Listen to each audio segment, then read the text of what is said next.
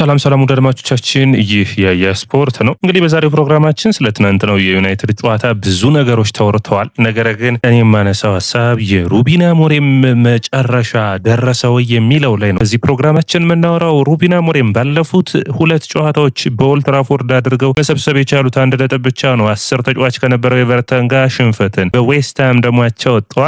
በአጠቃላይ ዩናይትድ መሰብሰብ ከነበረበት 5 ነጥቦች መሰብሰብ የቻሉ 1 ነጥብ ብቻ ሆኗል። ይህ ማለት በደረጃ ሰንጠረዡ ላይ ዩናይትድን ወደ ላይ ከፍ ማድረግ የሚችልና ዩናይትድ ቶፕ 4 መፎካከር እንዲችል የሚያስችለው ነው የሚሆነው። ነገር ግን ሩበን አሞሪም ለምንድነው የተለየ ለዩናይትድ ከኤሪክ ቴን ሃግ ወይም ደግሞ ከሌሎች አሰልጣኞች እድል የተሰጣቸው የሚያስብል ነው። ምክንያቱም የሚያሳዩት ደካማ ብቃት ከቀን ወደ ቀን ለውጦችን እያመጣ አይደለም። ታዲያ የኔ አስተያየት የሚሆነው ቀጣይ የወልቭስ ጨዋታ ነውና በኔ እይታ ሩበን አሞሪም ከዩናይትድ መሰናበት አለባቸው። እናንተ ምን ታስባላችሁ? ደድሞቻችን ዩናይትድ ሩበን አሞሪምን ታግሶ ዋንጫ ፍክር ማድረግ ይችላል ወይ? ዩናይትድ እና ሩበን አሞሪም የመሰናበቻው ጊዜው መቼ ነው ብላችሁ ታስባላችሁ? ደድሞቻችን ይህንን አስተያየት የመጠብቅ ነው የሚሆነው።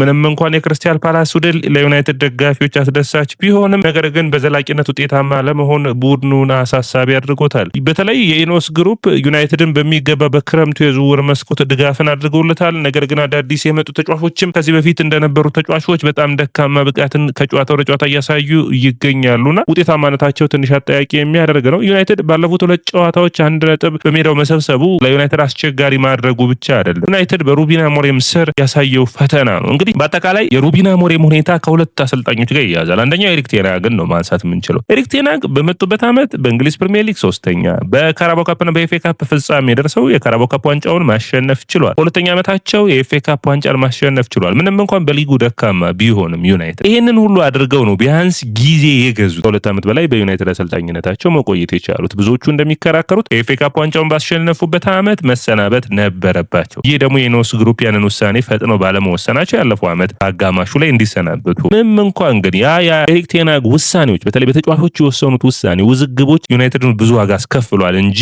ሜዳ ላይ የሚታየው ግን እንደ ሩበን አሞሪም ቡድን አይደለም። አንደኛ የሩበን አሞሪም ቡድን በኔ እይታ እግር ኳስን ስታይ በተለያየ አይነት ምክንያቶች ታያለ። ቡድንህ ደካማ ብቃቶችን ደካማ ፐርፎርማንሶችን የሚያሳይበት ወቅቶች አሉ።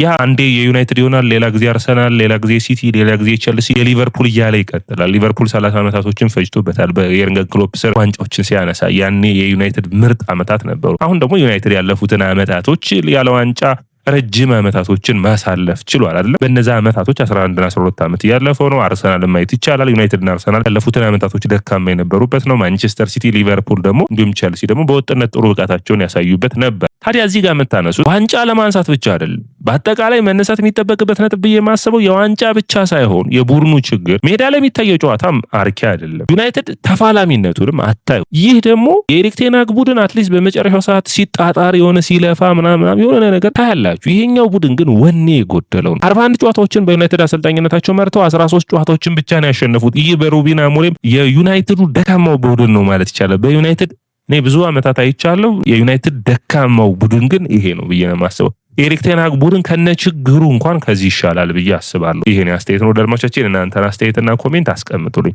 1 ዓመት ሙሉ አሰልጥነውታል። እንግዲህ በአዲሱ በኢኖስ ህግ መሰረት አንድ አሰልጣኝም ይሁን ተጫዋች 2 ዓመት ይጠበቃል የሚሉ ህጎችን አወጣዋል። ነገር ግን ከአቅም በላይ ሆኖ የሚታይ ነው የዚህ ሁኔታ። ከዛ ከአርቴታ ጋርም ይወዳደራሉ። አርቴታ አርሰናል ስለታገሰው ነው እዚህ የደረሰው የሚል አስተያየትና ራሳቸው ሩበን አሞሪምም ዩናይትድ እንደ አርቴታ አይታገሰኝም የሚል አስተያየት ነው። አንደኛ በኔ እይታ እንግዲህ ሲወዳደር ብዬ የማስበው አርቴታ በውድድር ዓመቱ አጋማሽ ላይ ነው የመጣው። በውድድር ዓመቱ አጋማሽ ላይ መጥቶ 8ኛ ጨርሷል። ነገር ግን አርቴታ በዛ ዓመት ጥሩ ስራ የሰራው ብዬ የማስበው 8ኛ በደረጃ ሰንጠረዡ ላይ መውጣታቸው ሳይሆን የኤፍኤ ካፕ ዋንጫን አንስቷል። ያቺ የኤፍኤ ካፕ ዋንጫ ለአርቴታ እንደ መጫወቻ ካርዱ ነው በአርሰናል ቤት እንዲቆይ አድርጓቸዋል። ምክንያቱም በሚቀጥለው 8ኛ ሲወጣ በአንድ የሙሉ የውድድር ዓመት እንግዲህ አርሰናልን በመራበት ዓመት ያን ዓመት እንግዲህ 8ኛ ሆኖ ሲያጠናቅቀው በሁለተኛው ዓመትም መነሳት የሚጠበቅበት ነጥብ የነበረው አንዱ ምክንያት ያቺ የኤፍኤ ካፕ ዋንጫን እንደ ምንዛሬ ይዞታል። ይህ ቡድን ደካማው ቶተናም ነው እንግዲህ የዩሮፓ ሊግ ፍጻሜ ላይ አሸነፈው።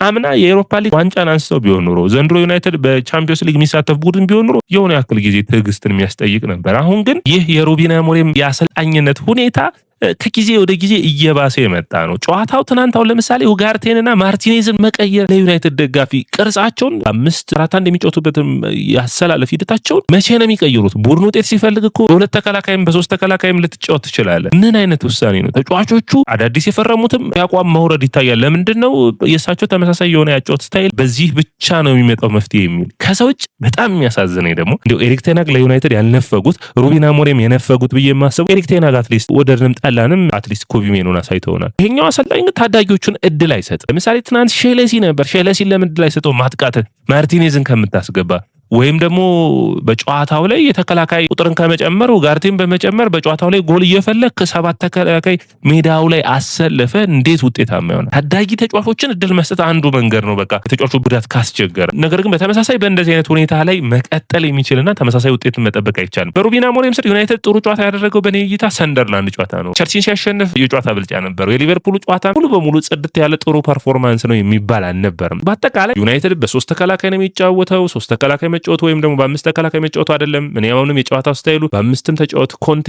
እንዲሁም ደግሞ ሌሎች አሰልጣኞች በጥሩ ፐርፎርማንስ አሳይተውናል። ነገር ግን ይህ ቡድን አሰልጣኝ ለውጥ ያስፈልገዋል ብዬ አስባለሁ። ቀጣዩ ወልቭስ ነው። በወልቭስ አቻም ሽንፈትም ያስተናገደው ከሆነ አይ ቲንክ የዩናይትድ ጠቅላላ አባላቶቹ እሱ ላይ የሚዞሩበት ይመስሉኛል። ነገር ግን ወልቭስም ስላሸነፈም ዩናይትድ ላይ መቆየት አለበት ብዬ አላስብም። ዩናይትድ የዘንድሮ ውድድር ዓመት ትልቅ ያለ እድል እኮ ነው። በጣም ጥሩ እድል መጥቶለታል። ምክንያቱም ቶተናም ጥሩ ብቃት ላይ አይደለም። አንደኛ እንዲሁ ለቶፕ 4 ወይም ለቶፕ 5 ለአውሮፓ ቻምፒዮንስ ሊግ መወዳደር በታች ታስቡት። አሁን ያሉት ቡድኖች በእኔ በወጥነት 4 ቡድኖች ናቸው። ያው ከነደካማው ሊቨርፑልም ጥሩ ብቃት ላይ አይደለም ያለው አይደለ? 4 ቡድኖች አሉ።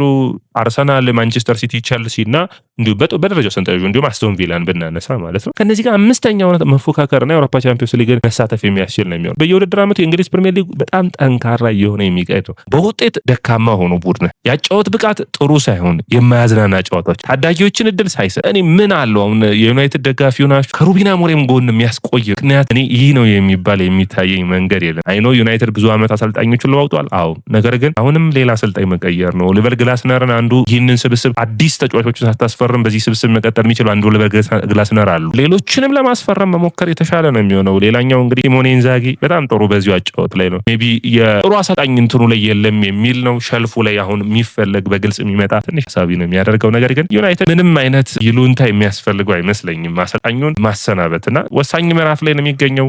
ወሳኝ ሁኔታ ላይ ነው የሚገኘው።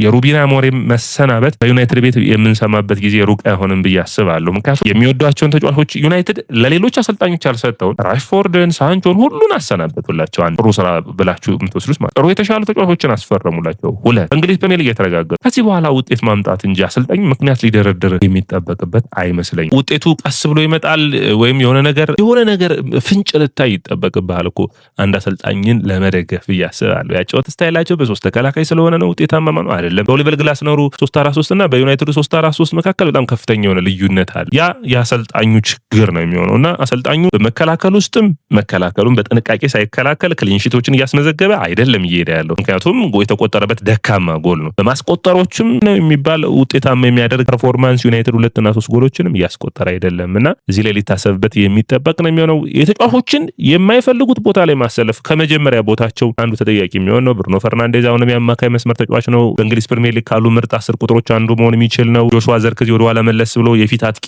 ብቻውን መሆን የሚችል አይነት ተጫዋች አይደለም። አማድ ዲያሎ የቀኝ ተመላላሽ አይደለም። የቀኝ ሙሉ በሙሉ አጥቂ መሆን የሚችል ነው እንጂ ናስር ማዝራዊ፣ ሉክ ሻው ፒውር ተከላካይ ናቸው። በ3-4-3 ተጫወት ተብሎ መሀል ተከላካይ ይሆናሉ። በአጠቃላይ ብዙዎቹ ተጫዋቾች ከጨዋታቸው ከዋና ረጅም እድሜያቸውን ካሳለፉበት የመጫወቻ ቦታቸው ስቀየራቸው ደግሞ ስህተት ሁሌም የሚከሰት ነው የሚሆነውና እንግዲህ እዚህ ላይ እናንተን አስተያየት ይጠብቃሉ አድማጮቻችን። እኔ ግን ሩበን አሞሪም የሚሰናበቱ ከሚሉት ውስጥ ነኝ። በእኔ እይታ የግል አስተያየቴ ነው። የእናንተን አስተያየት እጠብቃለሁ። ኮሜንት ላይ አስቀምጡልኝ። ይህ ያያ ስፖርት ነው። ያያ ስፖርትን ላይክ፣ ሼር፣ ኮሜንት፣ ሰብስክራይብ ማድረጋችሁን አትርሱ።